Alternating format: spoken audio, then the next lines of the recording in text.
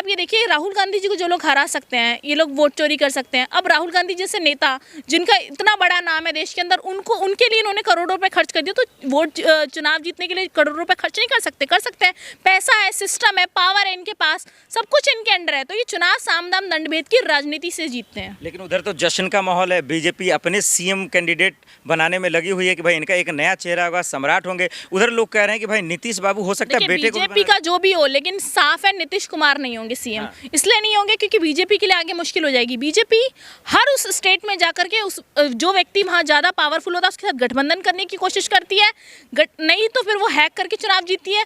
गठबंधन हो जाता है तो फिर उसको हटा के कोई ऐसा व्यक्ति लाती है जिसका कोई राजनीतिक करियर ना हो, जो बहुत नीचे पद पे हो, ताकि भारतीय जनता पार्टी यानी कि नरेंद्र मोदी जी उस पर अपना हुक्म चला सकें। ये तो आप प्रशांत किशोर की भाषा कह रही हैं, वो भी लिख के दे रहे थे कि भाई नीतीश तो 25 से ज्यादा सीट भी नहीं लाएंगे, सीएम भी नहीं बनेंगे। प्रशांत किशोर जी के बारे में तो इतना ही कहना चाहती हूँ, मैनेजमेंट बहुत अच्छा करते हैं। कभी पहले वो नीतीश कुमार जी के चुनाव प्रचार किया, मोदी जी का किया, तो उस वक्त उन्हें नीतीश कुमार जी अच्छे लगते थे, मोदी जी अच्छे लगते थे। अचानक से उन्हें बिहार की याद आ गई। तो मैं तो पहले भी कह रही थी कि उनका मैनेजमेंट बहुत अच्छा है और वाकई वो स्किल्ड पर्सन है। तो उन्होंने अपना जो है बहुत अच्छा मैनेजमेंट किया, चुनाव का भीड़ लाए, वीडियो सोशल मीडिया पर वायरल कराई, सोशल मीडिया अच्छा मैनेजमेंट कराया, लेकिन उससे वोट नहीं आते हैं। जेडीयू से ज़्यादा अच्छा परफॉर्मेंस इस वक्त बीजेपी का एक नंबर की पार्टी बन रही है बिहार में, सबसे बड़ी पार्टी बन रही है। वो तो सबसे ज्यादा सीटें तो बनना ही है। जेडीयू के साथ गठबंधन ही इसलिए किया था कि जेडीयू को खत्म करना है बिहार से।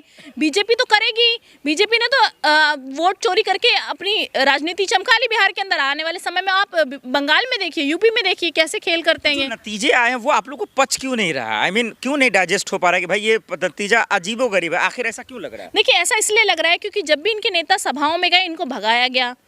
इनकी भाषा जो है वो इस तरीके की अमर्यादित भाषा है, विरोध दर्ज कर रहे थे लोग। तो वोट कौन देता है इनको? जब समर्थन राहुल गांधी जी को मिलता है तो बीजेपी को वोट कैसे जाते हैं? ये सबसे बड़ा प्रश्न चिन्ह है। और फर्जी वोटर्स, जब आप प्रूफ दे देते हैं किसी बात का, तो फिर आपको इलेक्शन कमीशन बोलता है कि वोट चोरी नहीं हुई। जब प्रूफ दीजिए, प्रूफ दीजिए। जब राहुल गांधी जी प्रूफ दे देते हैं तो कहते हैं अब जाइए जी कोर्ट में लड़िए। तो इलेक्शन कमीशन किस लिए है?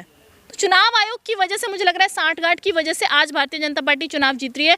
और आने वाले समय में अगर कांग्रेस की सरकार बनती है तो कांग्रेस सख्त कार्रवाई करेगी इन पर। महाराष्ट्र हारे, उसको लेकर राहुल गांधी ने खुलासा किया। हरियाणा आप हार गए, वहां उसको लेकर खुलासा हुआ। अब बिहार गए, अब नया क्या खुलासा होगा राहुल गांधी का? देखिए, राहुल गांधी जी बिहार चुनाव को लेकर भी जैसे क्या था ना, एटम बम फोड़ेंगे, वो भी जनता के बीच लाएंगे। और मुझे लगता है सिर्फ जनता के बीच लाना नहीं, उसे इम्प्लीमेंट करना भी जरूरी है, उसमें बदलाव करने भी जरूरी है। चुनाव आयोग का घेराव करना जरूरी है, सड़कों पर आंदोलन करना जरूरी है। जनता को तो पता है, पर सिस्टम कैसे बदलेगा? जब आप सिस्टम का विरोध करेंगे सड़कों पर खड़े होकर, तो उस सिस्टम का विरोध करना सबसे ज्यादा जरूरी है। जनता तो समझ चुकी है, लेकिन सिस्टम का विरोध करने के लिए सड़कों पर आना पड़ेगा। सीएम फेस की जो लड़ाई है, क्या अब बीजेपी या जेडीयू में देखने को मिलेगा? देखिए, वैसे भी नीतीश जी का कोई भरोसा नहीं है कब पलट जाएं, क्या करें।